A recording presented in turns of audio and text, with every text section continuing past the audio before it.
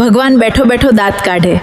ધન્ય મનુષ્ય તું ધન્ય, જે સાથે લઈ આવવાનું છે એને તે નેવે મૂક્યું છે, અને જે ત્યાં જ મૂકીને આવવાનું છે એની પાછળ રાત દિવસ દોડ્યા કરે છે.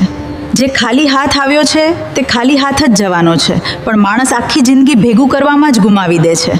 જેને અંતે છોડીને જવાનું છે એના માટે માણસ આખી જિંદગી રડે છે. માયા પાછળ દોડતો માણસ માલિકને જ ભૂલી જાય છે.